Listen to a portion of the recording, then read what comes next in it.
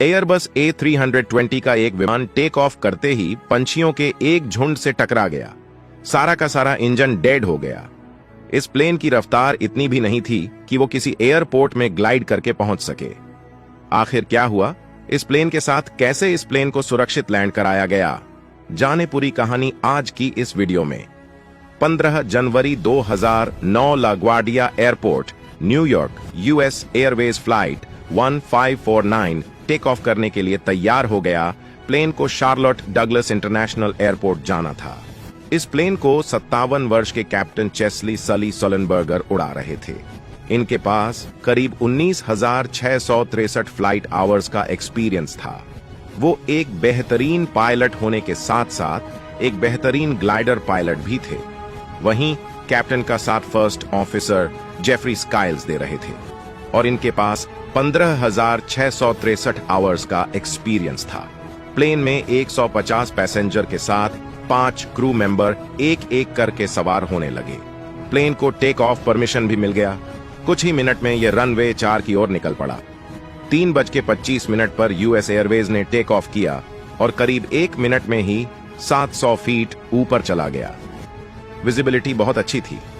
Captain Sullenberger ने कहा, "What of view of the Hudson today?" उड़ान के करीब 2 मिनट बाद ही पंछियों का एक झुंड तेजी से आकर प्लेन से टकरा गया। इस वक्त प्लेन का ऊंचाई 2,818 फीट था। अचानक पायलट्स को ऐसा लगा जैसे पूरा विंड स्क्रीन पंछियों से कवर हो गया हो। पूरे प्लेन में टकराने की आवाज सुनाई देने लगी। इसके साथ साथ हुआ जोरदार धमाका। ये धमाका हुआ था प्लेन के इंजन में। तेजी से इंजन से आग निकलने लगी। इसके साथ सब कुछ शांत हो गया। कैप्टन ने तुरंत ही मेडे कॉल किया और कहा कि हमारे प्लेन में बर्ड स्ट्राइक हुआ है। हम दोनों इंजन खो चुके हैं। एटीसी ने कहा कि प्लेन को वापस ले आओ, सारा का सारा रनवे खाली है। कैप्टन ने जवाब देते हुए कहा कि हम वापस लगवार्डिया एयरपोर्ट पर आ रहे हैं, पर जल्दी ही उन्होंने अपना डिसीजन बदल लिया और एटीसी से कहा कि हमारे प्लेन की ऊंचाई उतनी अधिक नहीं है कि हम एयरपोर्ट तक पहुंच पाएं। हालांकि प्लेन का स्पीड अभी भी इतना अधिक था कि इंजन फेलियर के बाद भी 19 सेकंड्स तक यह प्लेन बिना इंजन के ग्लाइड करता रहा और इस तरह से यह 3,060 फीट के एल्टीट्यूड तक पहुंच गया। इसके बाद यह प्लेन धीरे धीरे नीचे आने लगा। दोस्तों, एक प्लेन इंजन के बगैर कुछ भी नहीं, इसीलिए कैप्टन ने प्लेन का कंट्रोल को अपने हाथों में ले लिया और चेक लिस्ट में यह देखने लगा कि इंजन को रीस्टार्ट कैसे किया जाए। चेकलिस्ट बेसिकली एक पेपर होता है, हालांकि आजकल डिजिटल टैबलेट में भी आ चुका है। इसमें पूरा का पूरा प्रक्रिया लिखा होता है कि किस प्रकार के इमरजेंसी में पायलट को कौन कौन सा एक्शन लेना चाहिए। इससे एक फायदा यह हो जाता है कि कोई भी प्रक्रिया पायलट्स मिस नहीं करते। पर इस मामले में यूएस एयरवेज की किस्मत इतनी अच्छी नहीं थी। इंजन को तो स्टार्ट करने का प्रोसेस था, लेकिन वह हाई एल्टीट्यूड के लिए था। हाई एल्टीट्यूड में पायलट के पास बहुत समय होता है। वह अच्छे से सोच विचार करके डिसीजन ले सकते हैं। लेकिन यूएस एयरवेज तो 3,000 की फीट की ऊंचाई पर था। वह भी तेजी से नीचे आ रहा था। अब इस ऊंचाई पर इंजन को तो रीस्टार्ट करने के बारे में भूल ही जाओ। कप्तान ने कहा, "जिस रफ्तार से हम नीचे आ रहे हैं, मुझे नहीं लगता कि हम लगवार्डिया एयरपोर्ट तक पहुंच सकें। इसलिए पास में एक और एयरपोर्ट है जो कि थोड़ा नजदीक भी है। यह एयरपोर्ट था न्यू जर्सी में और जल्दी ही कप्तान ने यह कैलकुलेट भी कर लिया कि हमारा प्लेन न्यू जर्सी भी नहीं पहुंच पाएगा। हमारे पास एक रास्ता है और वह रास्ता था प्लेन को हडसन नदी में उतार देना। कप्तान ने एटीसी से कहा कि हम प्लेन को हडसन नदी में लैंड करने वाले हैं। हडसन रिवर को पार करने के लिए एक ब्रिज बनाया गया है, जॉर्ज वॉशिंगटन ब्रिज। प्लेन इस ब्रिज से सिर्फ 900 फीट के ऊपर से गुजरा और फ्लाइट क्रू ने पैसेंजर को यह चेतावनी दिया कि हम नदी में लैंड करने वाले हैं, इसलिए कोलिजन के लिए तैयार रहे। उधर एटीसी ने सारे कोस्ट गार्ड को इन्फॉर्म कर दिया कि भाई लोग तैयार रहो, रेस्क्यू मिशन का समय आ चुका है। अब प्लेन 230 किलोमीटर पर आवर की स्पीड से धीरे धीरे नीचे आने लगा। प्लेन को पानी में सुरक्षित लैंड करने के लिए स्पीड को कम रखना पड़ता है ताकि सॉफ्ट लैंडिंग हो सके, नहीं तो जैसे ही पानी में टच डाउन करेगा तो वो बाउंस करके ऊपर उठ सकता है। ऐसे में प्लेन के कई टुकड़े भी हो सकते हैं। कैप्टन एक बेहतरीन पायलट के साथ साथ एक बेहतरीन ग्लाइडर भी थे। उन्हें पता था कैसे मुझे प्लेन को पानी में उतारना है। प्लेन बेसिकली एक खोखला ढांचा होता है जिसमें बहुत सारी हवा भरी होती है।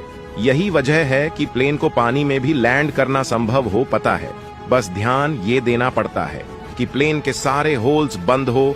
फॉर एग्जाम्पल लैंडिंग गियर को क्लोज रखना पड़ता है क्योंकि लैंडिंग गियर का डोर इतना बड़ा होता है कि बहुत सारा पानी प्लेन के अंदर घुस सकता है और प्लेन चंद मिनटों में ही डूब सकता है।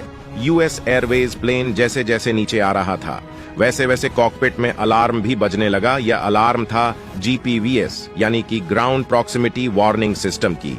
जब प्लेन का कंप्यूटर यह देखता है कि प्लेन ग्राउंड के नजदीक आने लगा है लेकिन फिर भी लैंडिंग गियर क्लोज है तो कंप्यूटर को लगता है कि यह सही नहीं है, या तो प्लेन को ऊपर ले जाओ या फिर लैंडिंग गियर को डाउन करो।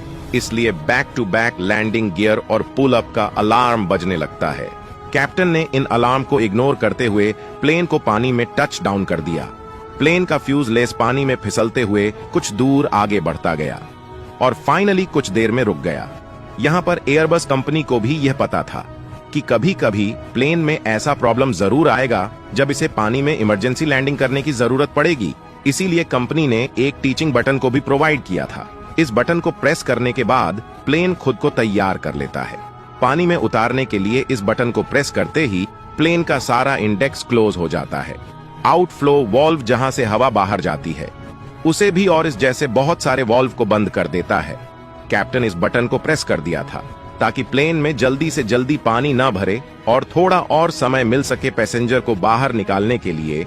प्लेन जैसे ही पानी में रुका कैप्टन ने कॉकपिट के डोर को ओपन किया और कहा कि जल्दी से बाहर निकलो। धीरे धीरे पैसेंजर बाहर निकलने लगे और प्लेन के बॉडी के ऊपर ही सवार हो गए। कुछ मिनट में बोट्स आ गईं। उधर प्लेन के लेफ्ट डोर के खुल जाने से पानी तेजी से प्लेन के अंदर भरने लगा, लेकिन कुछ ही देर में ही सारे पैसेंजर को प्लेन से बाहर निकाल लिया गया। एक पैसेंजर व्हील चेयर में भी था, उस शख्स को भी बाहर निकाल लिया गया। इसके बाद कैप्टन 2-4 बार प्लेन के अंदर चक्कर लगाया कि कहीं कोई पैसेंजर छूट तो नहीं गया। फाइनली कैप्टन वो आखिरी इंसान था जिसे इस डूबते प्लेन से बचाया गया। प्लेन तो पानी में डूब गया और 155 लोगों के बैग लगेज भी पानी में डूब गया। इसलिए कंपनी ने $5000 लोगों को दिया ताकि नुकसान की थोड़ी भरपाई हो सके। इवेंट टिकट के जितने भी पैसे लगे थे वह भी रिफंड कर दिया गया। घटना के 2 दिन बाद यानी 17 जनवरी को बड़े बड़े क्रेन की मदद से इस प्लेन को बाहर निकाला गया। प्लेन का लेफ्ट इंजन उखड़ के अलग हो चुका था। घटना के 7 दिनों बाद इस टूटे हुए इंजन को भी ढूंढ निकाला गया। वही राइट साइड का इंजन उतना डैमेज नहीं हुआ था कि वो रीस्टार्ट भी नहीं हो सके। पायलट को दोनों इंजन डेड बस इसीलिए बता रहा था क्योंकि राइट साइड के इंजन का सेंसर खराब हो चुका था और वो सही इंडिकेशन नहीं दे रहा था। इसीलिए कैप्टन को लगा कि दोनों इंजन डेड हो गया है, कि उसे रीस्टार्ट नहीं किया जा सकता था। खैर खुशी की बात यह है कि सभी लोग सही सलामत बच गए थे। तो दोस्तों आज के लिए बस इतना ही। वीडियो अच्छी लगी हो तो लाइक शेयर जरूर करें।